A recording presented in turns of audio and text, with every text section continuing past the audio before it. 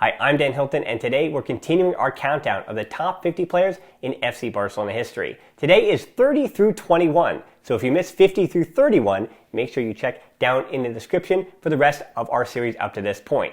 I want to give you a little warning before we get through 30 through 21. There are some controversial picks in here, so make sure you let us know in the comments where you think these guys should have wound up. Without further ado, here's number 30.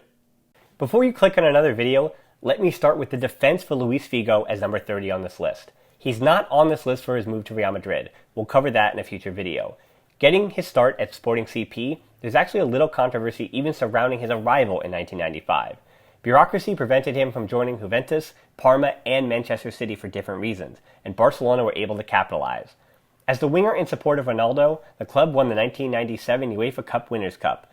While at Barcelona, he scored 30 goals in 172 league games, capturing 2 La Liga titles and 7 trophies in total. His play in his final Blaugrana season in 1999-2000 was a major reason he won the Ballon d'Or in 2000.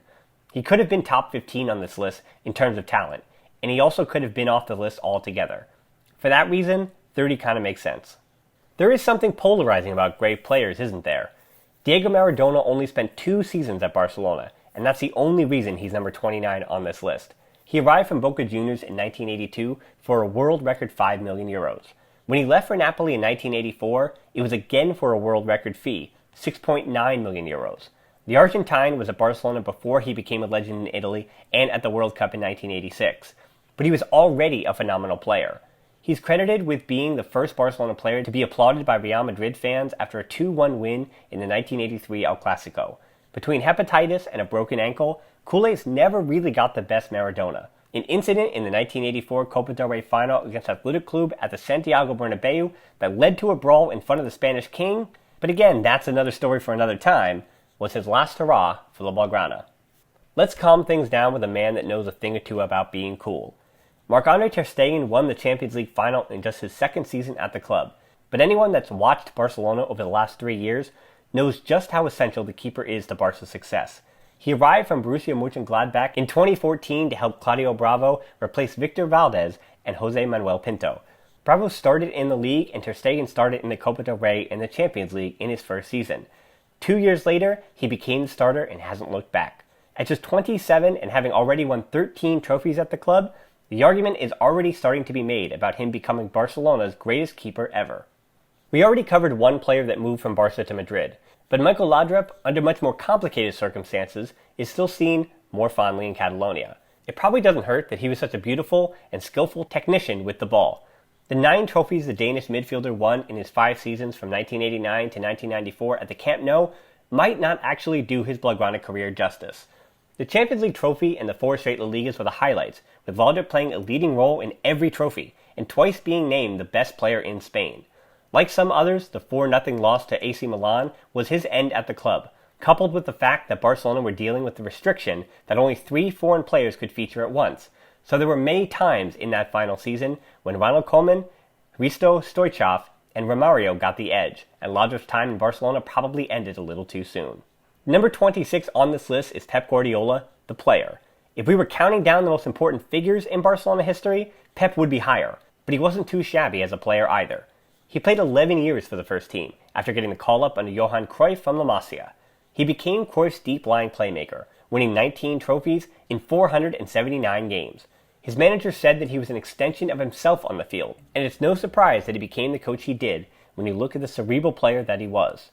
He was just 20 when the team won the Champions League in 1992, but he still started the final as the pivot behind Baquero and Laudrup. Apparently he came back as a coach.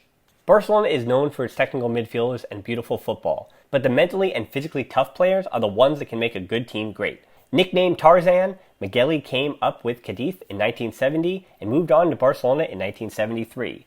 Standing at 6 feet tall, Migueli was powerful in the air, brave in a tackle, and maybe most importantly, was supremely durable. He played with a broken collarbone in the 1979 European Cup Winners' Cup, an extra-time win for Barcelona, adding that game to the total 549 he played for the club, giving him the most official appearances in the shirt until Xavi overtook him. Before he returned in 1989, he won 12 trophies with the club, including 2 La Liga titles in 1973-74 and 1984-85.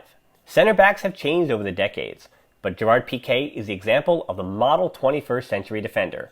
Tall, technical, quick into a tackle, Piqué has been essential to the all-conquering Barcelona of the last decade. He left La Masia for Manchester United in 2004 as defensive midfielder, but returned in 2008 as an up-and-coming centre-back ready for the spotlight. He has seasons where his form has betrayed him, but by and large, Piqué is one of the greatest defenders of his generation. The Catalan partnered the no-nonsense Carlos Puyol and Javier Mascherano for the majority of his time in the shirt. And there's no denying his importance after being named the league's best defender in 2010. 28 trophies and counting is all you need to know. Oh yeah, plus a World Cup and a Euro Championship are the cherry on top. Romario only spent 2 seasons with FC Barcelona, but what a 2 seasons they were.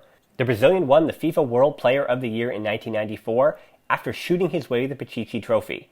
He arrived from PSV in 1993 to reinvigorate Cruyff's dream team, and he did just that with 30 goals in 30 league games. He is best remembered for his hat-trick in a 5-0 demolition of Real Madrid at the Camp Nou. In the summer of 1994, he won the World Cup with Brazil and was named the player of the tournament, a testament to his unbelievable year.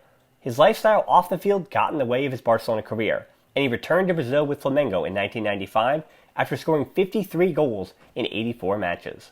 As this list was formed, it became pretty clear that every great era and team in Barca history had a top goalkeeper between the posts, and Antoni Ramallets is no exception. The Catalan arrived in 1947 and patiently served as a backup behind Juan Velasco until he took over the starting job in 1949.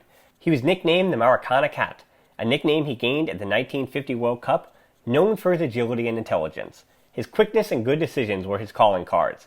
He served as the keeper for the Barca of 5 Cups and later on as a veteran on the back-to-back La Liga titles under Helenio Herrera. He collected 5 Zamora trophies in 14 years at the club, playing 546 games and winning 18 trophies. His unfortunate error in the 1961 European Cup final against Benfica stained the end of his legacy and may have impacted his decision to retire. But nobody can take away all the winning Ramallets did on his way to becoming a Barcelona legend. Neymar's story in relation to FC Barcelona may not be over, but we're talking strictly about what he did in his 4 seasons in the Blaugrana uniform. He's already a legend at the club for that. 8 trophies, including the treble in 2014-15, was the haul, but the partnership with Luis Suarez and Lionel Messi defined his legacy. Barcelona signed the Brazilian from Santos under not entirely righteous circumstances, but once he arrived, he adapted rather quickly. His first El Clasico was a 2-1 win, and he scored the opening goal. The next season was the treble year.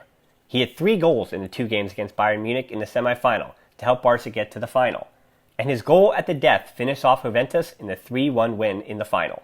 It was 39 goals in all competitions, and 10 in the Champions League. Neymar was also immortalized in his role in the comeback against PSG in 2017, and it's unfortunate that that was a team he joined the same summer.